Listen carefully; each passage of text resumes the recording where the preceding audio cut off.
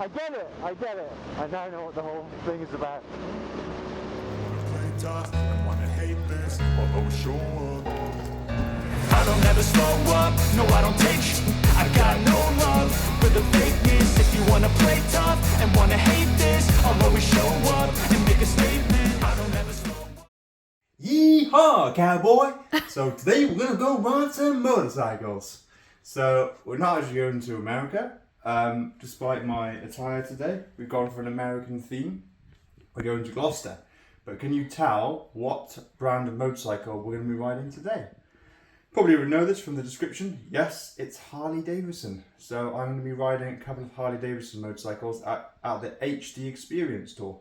So guys, it's going to be fun. I haven't ridden a Harley before. I've been on one as a kid actually. My dad had one. But I've never actually been in the rider's seat, so I'm really looking forward to it. And yeah, follow along. Right, well, you joined me in the car. Unfortunately, rain came down. We do live in England and it's an English summer here. The rain's kind of coming down quite heavily. So I put the bike back in the shed, took out the Peugeot, which is much less exciting. But nevertheless, we're still going to go see what the weather's like at the oily rag, which is where the tour is. And yeah, I'm riding the Fat Bob, which is kind of a full fat cruiser bike, 114 cubic inch V-twin. I don't know what that is in centimeters. It's pretty big displacement, straight bars, forward pegs, big tires, and that's about the extent of my knowledge on the Fat Bob. But I'm not really doing a review today. I'm just going to kind of go down and experience it, take you guys along.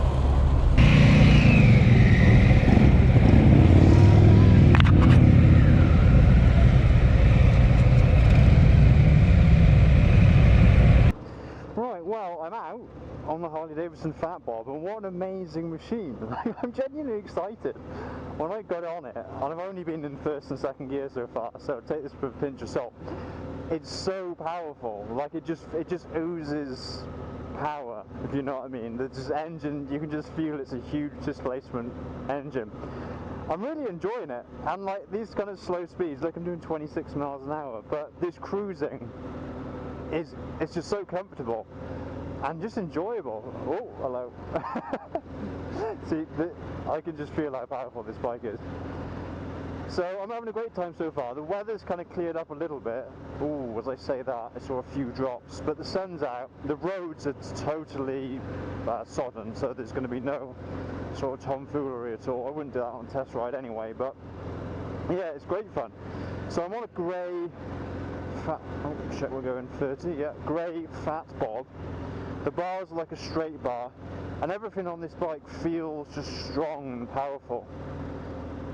Look at the bar, it's huge, tapered bar.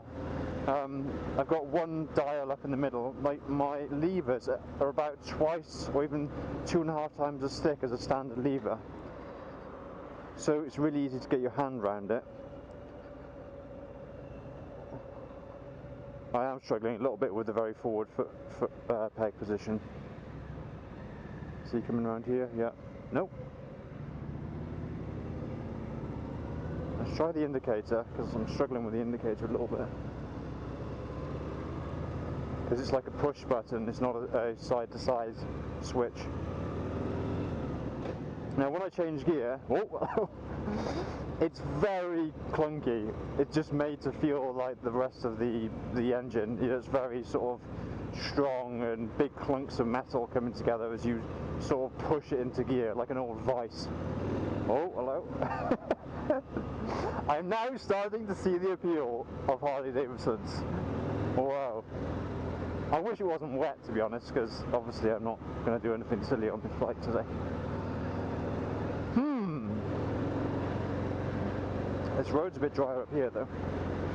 So yeah, I've got a single dial up in front of me, right in the centre of the fuel tank, which is kind of nice. And it reads on it just the revs, and then that's the analog component. And then in the centre you've got this little LCD, which is just telling you the miles an hour and the odometer reading. So this bike's only done 485 miles.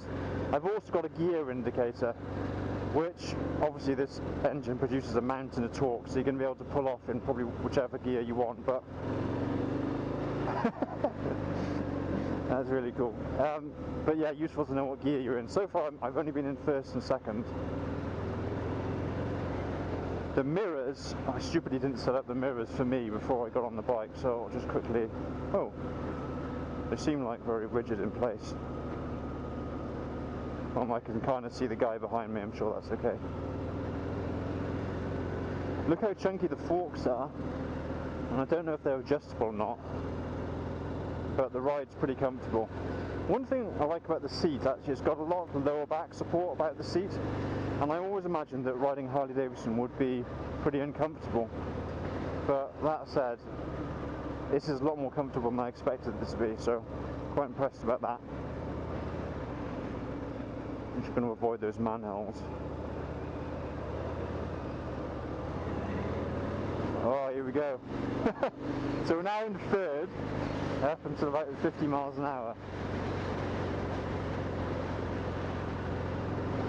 This is so cool. I'm glad it's not raining on me. I mean, I don't mind getting a bit wet, but I'm glad I'm not getting rained on. Now I'm up into fourth.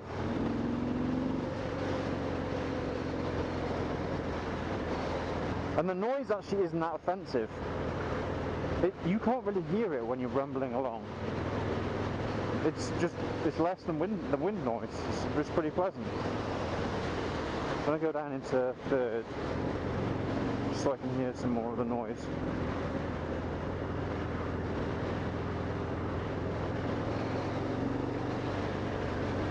I mean, this guy up front, he's doing really well because he's keeping a big distance between him and the riders in front. I kind of like that. I think he said he's not quite familiar with the route, so he's just taking it easy.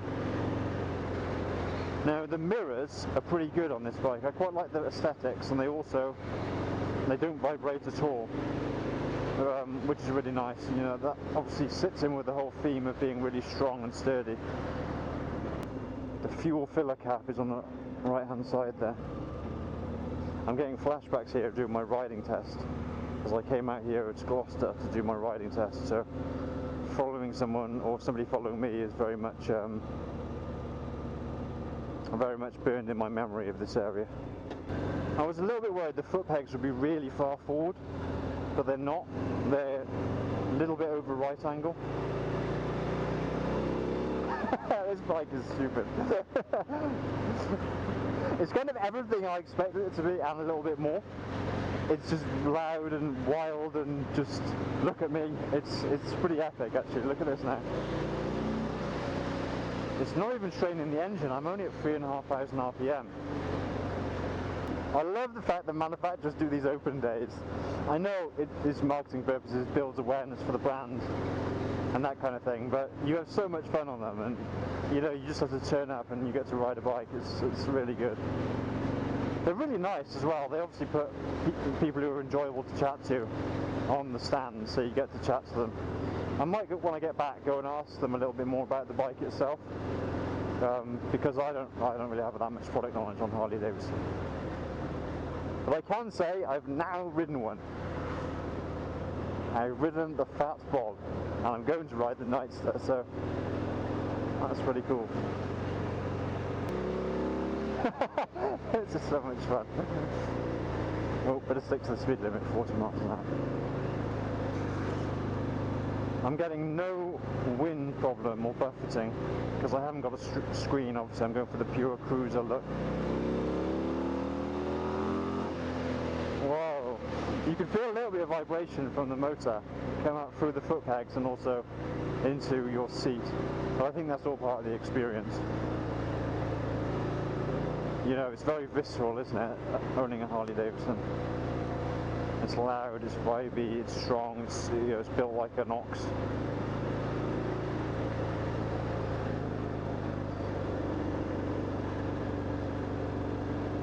As far as handling goes, obviously it's no sports bike.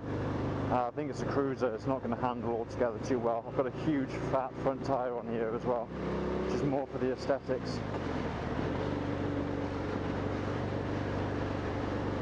So and it being wet, I can't really do a review or even a first impression on the handling. The last thing I want to do is to have a little slip up on a test day. And I'm going to stick in second. One amazing thing about having so much torque is you can just do whatever in second. You know, you probably go from 15 miles an hour up to 50. I am struggling to get used to the indicators because they don't click or anything. So you just sort of press it. It doesn't really feel like you pressed anything. And then you have to look down to check whether it's flashing or not. So that's a bit of a bummer. And is it self-cancelling? Because I think it just came off then on its own accord. Right, pulling out of a junction.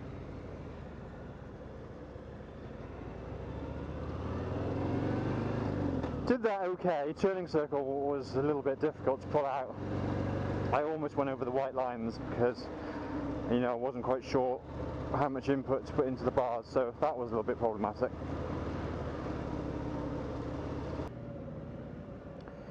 Well, as far as the Harley Davidson lineup goes, you've got a standalone effort, which is the Pan America, and that's like an adventure bike which is competing with the GS. And then you've got some entry-level bikes like the Nightster, which is almost a replacement for the 883 Iron, or Iron 883. And you've got this, which is the Fat Bob. To be fair, it does feel quite easy and accessible. Like for someone who hasn't ridden a Harley before, I'm getting on well with it, so that's pretty cool. And then you've got the big, I would say, the sort of super heavyweight bikes, the Road King, Street Glide, Electric Glide. There's a few sizable Harleys then as well. They're not my bag really, or the bag, should we say, not my bag. But something like this to cruise about on, yeah, I could kind of get on board with that. That's the thing with motorbikes, there's so many different flavours and varieties. You can go on a sports bike, get hunched over with that little inline four screaming at 14,000 RPM, or you can just go on this bike and cruise around at 2,500 RPM and just really enjoy the day.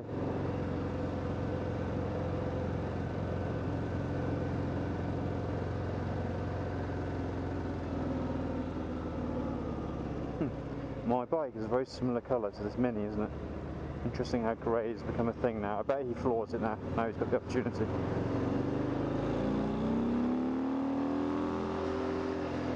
To be fair, we accelerated quite rapidly then. It really did take off.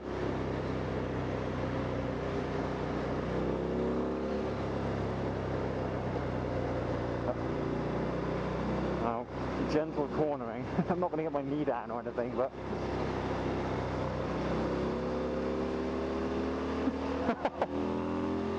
Oh, I'm at 5,000 RPM now, which is almost red line. What gear? I'm still in second, you see, so I'm kind of using the slightly higher revs to get a more visceral ride.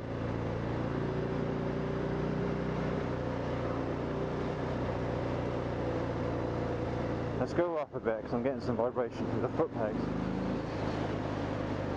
Even in third, you can still pull quite strongly.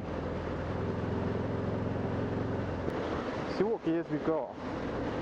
So that's fifth. Now there is a sixth, that's interesting. And being a big torquey lump, I'm under stressing the motor now on purpose, but it'll still pull a little bit in top. And into fourth.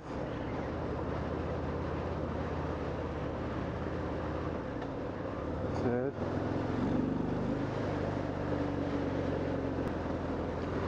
So let's spend a moment to talk about the brakes. The rear brake I find a little bit spongy.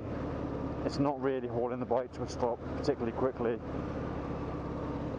And then the front brake, well, I haven't had to use that in anger, but we've got big twin discs up front. I'm not sure, they're probably 2-pot calipers. Yeah, they're 2-pots by the look of it.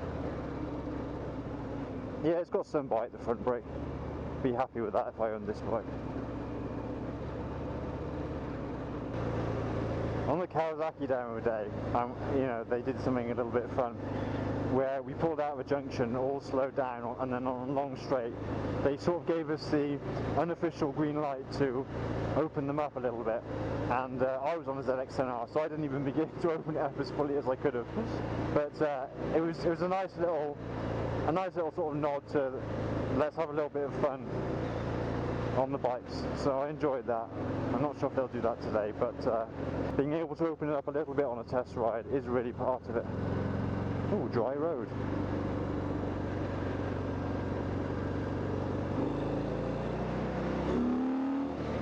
Whoa.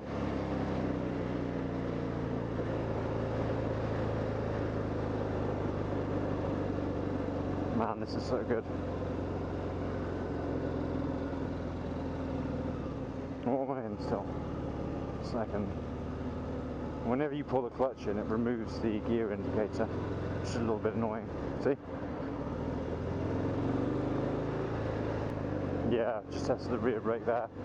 Nothing to write home about. Which is a shame, really. I wish manufacturers put more effort into the rear brake on bikes, because it's such a useful thing. To trail brake going into corners, or just to peel off some speed without the front diving.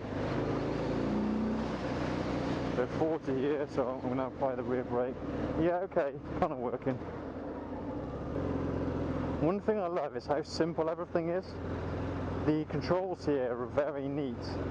I don't see there's any difficulty doing anything, which makes a change from, you know, adventure bikes or sports bikes with 20 different riding modes. Here there's just very simple controls for the lights, the indicators, the horn, the ignition, kill switch. It's just nice. It's a nice, pleasing change to be back on a very basic looking bike, shall we say, basic feeling bike. The overall package is still epically enjoyable, but isn't it lovely to have something that's a little bit rudimentary and agricultural? I really like that kind of motorcycling. It's great fun.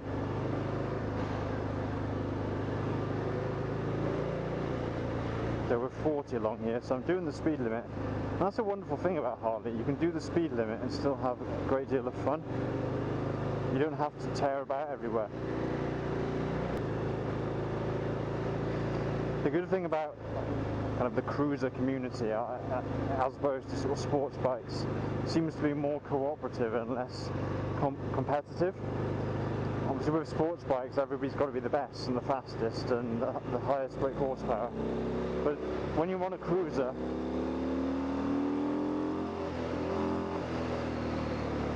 people seem to be very supportive to no matter what bike you've got, whether that's a 350cc Royal Enfield, or it's Harley Davidson, or Triumph. The owners groups are really nice, and I imagine that'd be the same with Harley Davidson, so that's something that people should factor in really when they consider what bike they're going to opt for.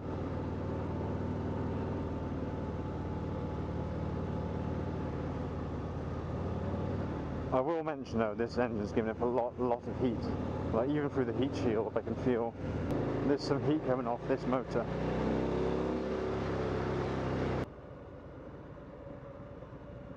Yeah, when you stop you can really feel the heat.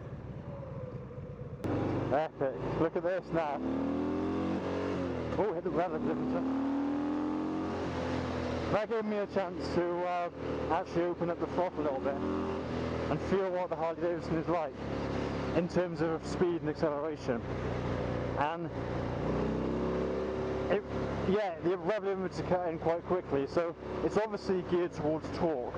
I don't know what brake horsepower this is, probably about 100, but it's more that mountain torque pushing you forward compared to that like adrenaline-y buzzy feel of a brake horsepower focused machine.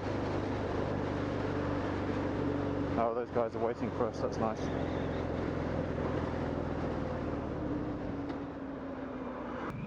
So the fact that the bikes are belt driven is also interesting.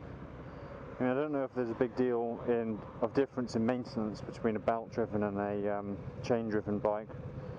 You'd think that belt and chain would have some overlap, and then maybe a shaft drive obviously being quite different then from those two.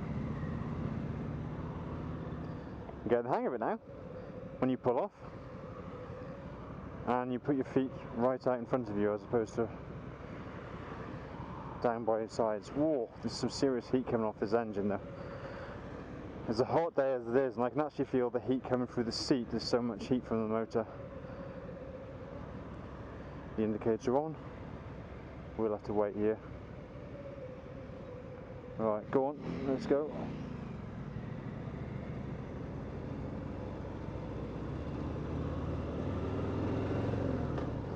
I'm getting used to it now. What a fun machine. Oh, don't rain.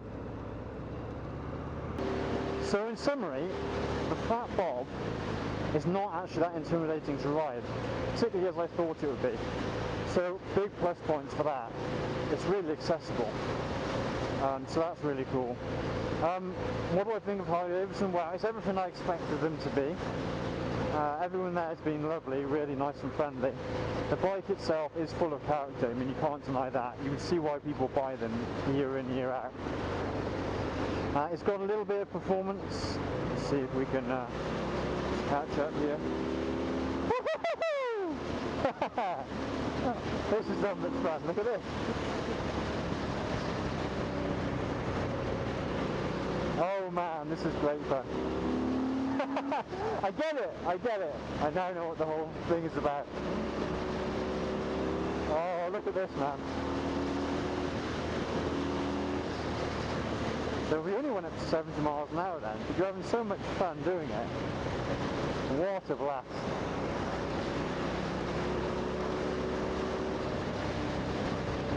What a blast.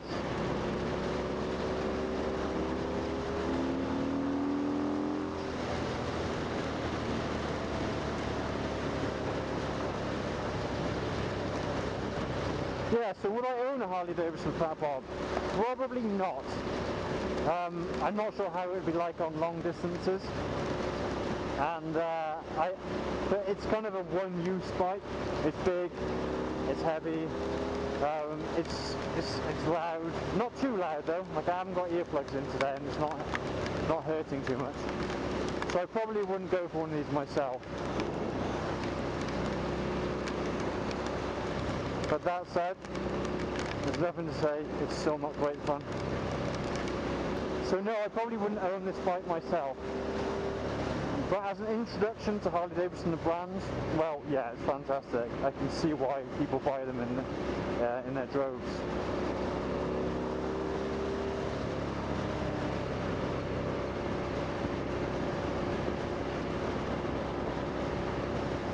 The Fat Bob is your stereotypical Harley Davidson. It makes an amazing sound, not deafening, but just a satisfying noise, and it goes like a stabbed rat, or like a scared rat, shall we say.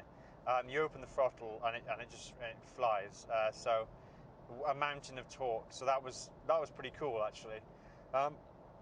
The controls on the Fat Bob are a bit special as well. So the controls are really chunky. I was noticing that the brake lever is about twice as thick as a standard brake lever on a motorcycle. So it really feels like a very solid, I want to say agricultural, but that's a little bit of a negative. But I mean almost like a Soviet tank. It's just built just to endure. It's just a solid lump of iron, which I kind of like about it. The controls are really quality. Indicators I found a bit weird on the Fat Bob, because they're kind of a button that you press and it doesn't really click. You just sort of press it. Is it on? Is it off? You have to look at the little dial in the middle of the tank to see if the indicator's on. The finish on the Fat Bob is good. I won't say really good, but it's good. And it's everything Harley Davidson, so that's really nice. I wouldn't own a Fat Bob, I don't think, because it's sort of a single-use bike. It's all about the look and the image. It was comfortable though, I'll give it that, and the engine was excellent.